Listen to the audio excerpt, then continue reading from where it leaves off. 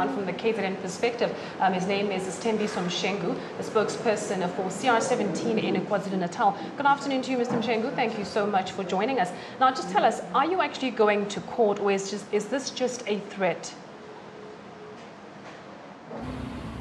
It's quite unfortunate that you can have a debate on a national television based on speculations and hearsays. Senzo Mchunu has not instructed any attorney or any advocate to go to any court of law within the Republic in relation to the subject matter. We are all, as South Africans, as members of the ANC, delegates and non-delegates, are waiting for the steering committee to present the matter to plenary, and plenary must entertain the matter and finalize it. It's unfortunate that Senzo Mchunu's name is being dragged into mud as if he is so desperate, like there is no life beyond being Secretary General of the ANC. We must all wait for the plenary to pronounce itself. Should it happen that plenary is unhappy, but I can tell you now that Senzo Mchunu has no intention to go to any court in relation to this matter as far as we are concerned. Thank you very much, spokesperson, for clarifying that there will be no court action in this regard and that this is purely speculation. We await to hear from the steering committee and plenary with regards to that.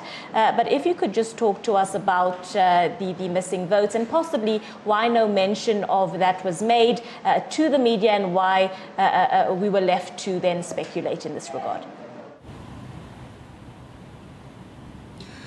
As I've said earlier on, the steering committee has taken a day and a half to discuss this matter. We don't know how come these 68/63 votes were not considered as part of the overall outcome of the conference.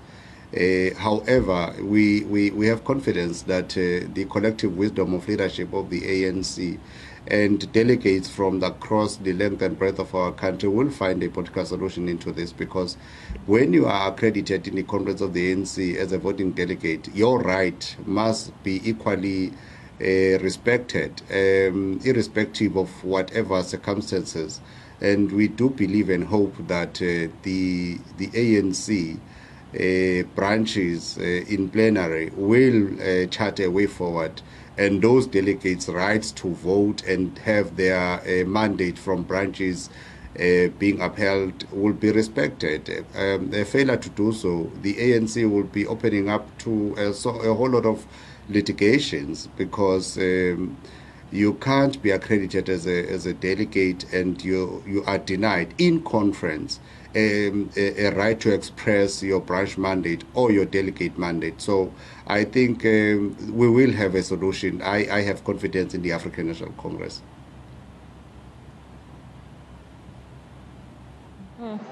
Spokesperson, let's just chat briefly about the issue of unity within the ANC. And even though you have now mentioned that there is no court action, we have in the past seen the ANC running to the courts to deal with internal issues. Are we hoping to see a more united ANC when it comes to better dealing with internal issues?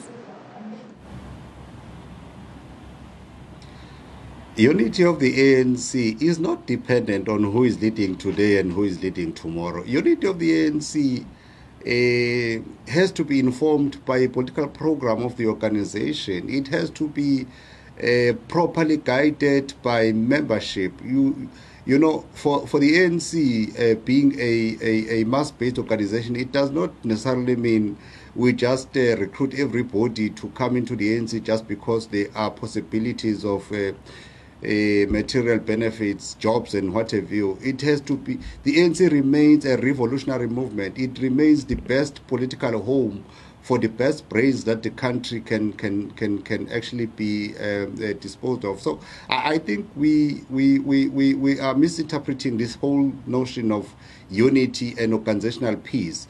The ANC has to adopt a very critical political program that is going to educate its members in terms of our role as members of the ANC to partake on organizational activities in such a way that we stop talking about other people, but we focus on our revolutionary mandate to govern this country, develop it, develop its people, so that at the end of the day we become the best people within the continent and assist our neighboring countries, because I think Africa deserves a better ANC, and a better ANC deserves better members.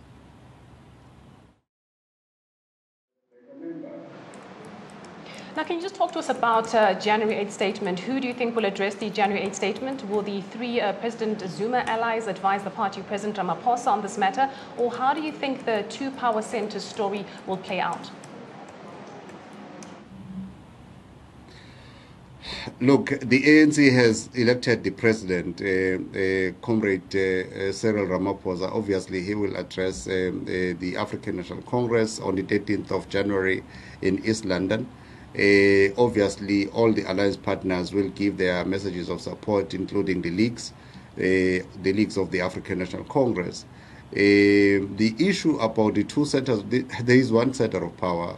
The ANC is the center of power. I have often heard people talking about two centers of power. The center of power is the African National Congress. The ANC deploys and the ANC withdraws. When the ANC decides to withdraw one of its cadres, it has to be allowed a space to do so. If it wants to deploy any of its cadres, having gone through a very proper political analysis, it shall also do so. So there is no question about where is the political center lies. The political center lies nationally, it's at Luthuli House and nowhere else.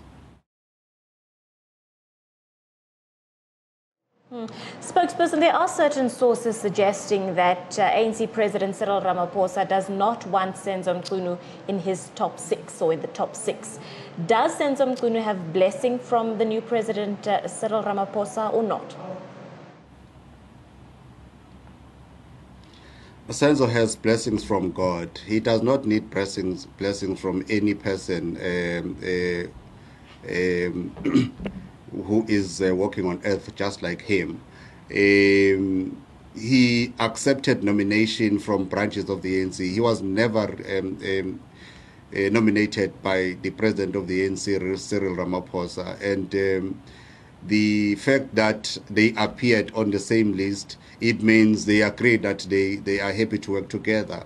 But when conference decides as to who should work with who, then that voice remains bigger than any other voice, and therefore it cannot be reduced into individual preferences. So I think it has to be clear that conference decides on these matters. Conference decided on the issue of the deputy president. No one is raising issues about that.